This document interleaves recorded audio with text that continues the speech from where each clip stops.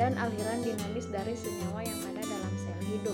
Nah, pemahaman tentang urutan biosintesis dapat membantu kita mengidentifikasi enzim dan gen, memahami hubungan antara organisme yang berbeda seperti simbiosis dan interaksi tumbuhan dan serangga. Nah, pemahaman tentang biosintesis adalah bagian dari pemahaman lengkap tentang biologi tumbuhan, ekologi, dan keanekaragaman hayati. Nah, kemudian jalur biosintesis ini atau gambaran langkah-langkah reaksi kimia yang terjadi ketika organisme hidup menciptakan molekul kompleks baru dari prekursor yang lebih sederhana dan ke yang lebih kecil.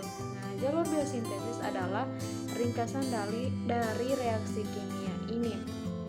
Kemudian dipecah oleh setiap langkah. Untuk mendeskripsikan suatu jalur, informasi ekstra relevan sering dimasukkan seperti enzim, koenzim, dan kofaktor yang digunakan dalam setiap reaksi. Kemudian untuk metode isolasi itu sendiri, proses ekstraksi dan isolasi diperlukan untuk memisahkan dan mengambil senyawa metabolit sekunder tersebut sehingga dapat diperoleh manfaatnya. Beberapa tahapan yang dapat dilakukan untuk memperoleh senyawa kimia metabolit sekunder tersebut meliputi metode pengumpulan sampel tumbuhan, pencucian sampel tumbuhan, kemudian pengeringan dan metode ekstraksi serta isolasi tumbuhan.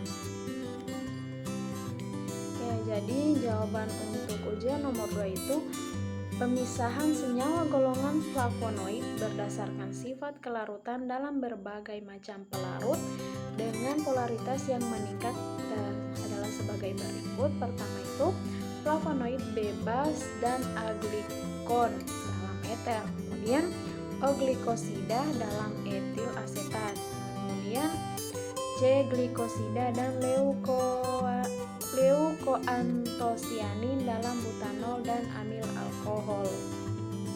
Kemudian jawaban nomor 3 di mana penggunaan pelarut dan teknik-teknik isolasi dan purifikasi, di mana pertama itu isolasi dengan metanol.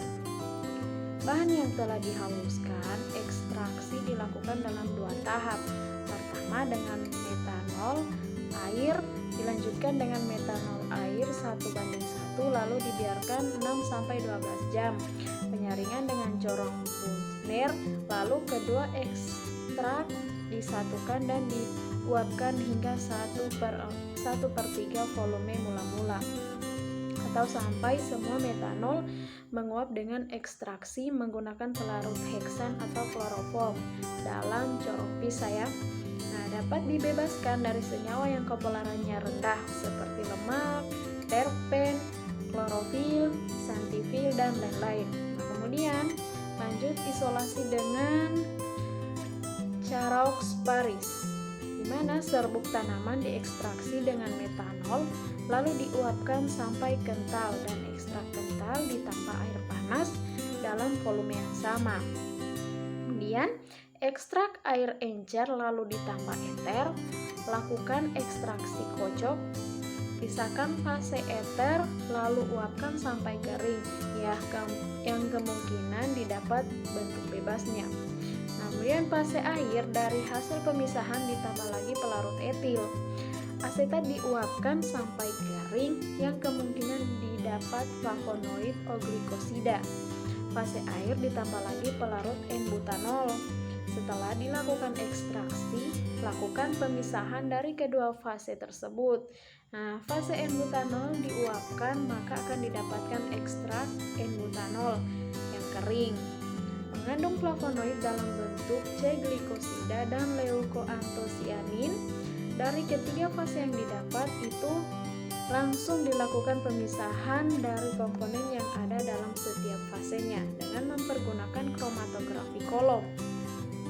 Metode ini sangat baik dipakai dalam mengisolasi flavonoid dalam tanaman karena dapat dilakukan pemisahan flavonoid berdasarkan sifat kepolarannya. Kemudian selanjutnya itu isolasi dengan beberapa pelarut. Serbuk kering diekstraksi dengan kloroform dan etanol. Kemudian ekstrak yang diperoleh dipekatkan di bawah tekanan rendah.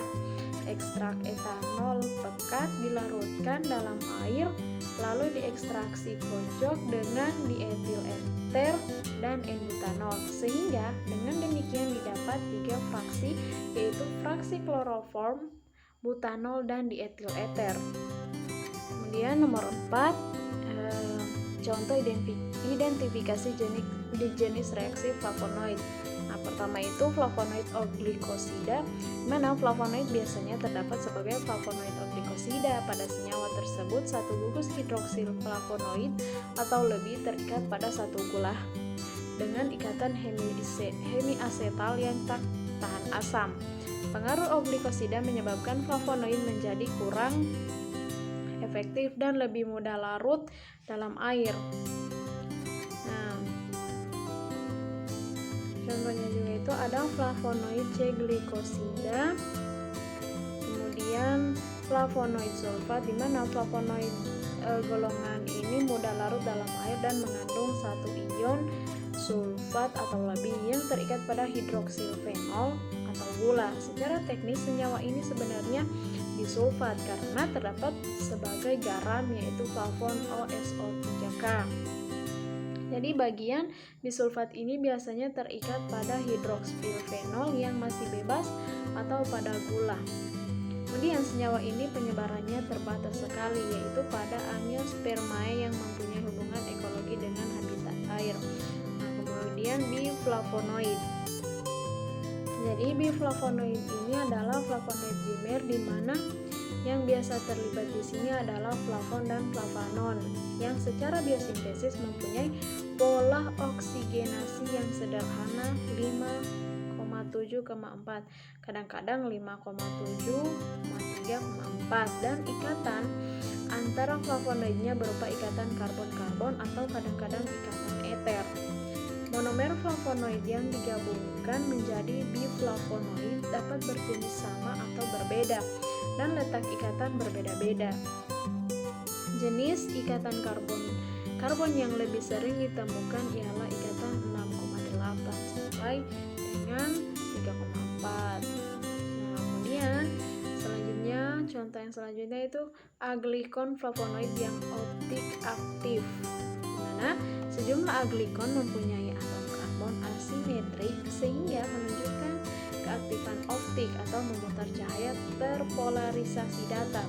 Yang termasuk flavonoid optik aktif adalah flavanon, dihidroflavanol, ketekin, retenoid, dan beberapa biflavonoid.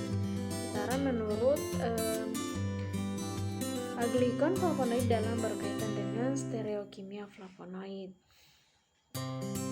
Nah, nomor 5 ini yaitu jalur biosintesis senyawa flavonoid, di mana pola biosintesis flavonoid pertama kali disarankan oleh Birch.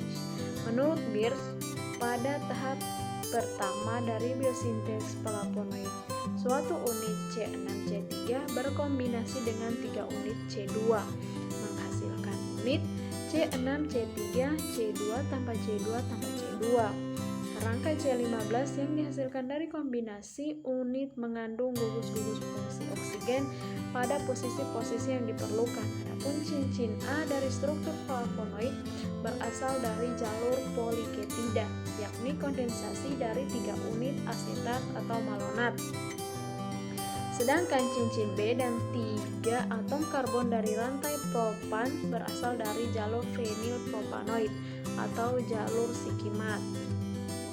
Nah, pertama jalur poliketida ini, reaksi yang terjadi pada jalur ini diawali dengan adanya reaksi antara asetil koenzim A dengan karbon dioksida yang akan menghasilkan malonat koenzim A.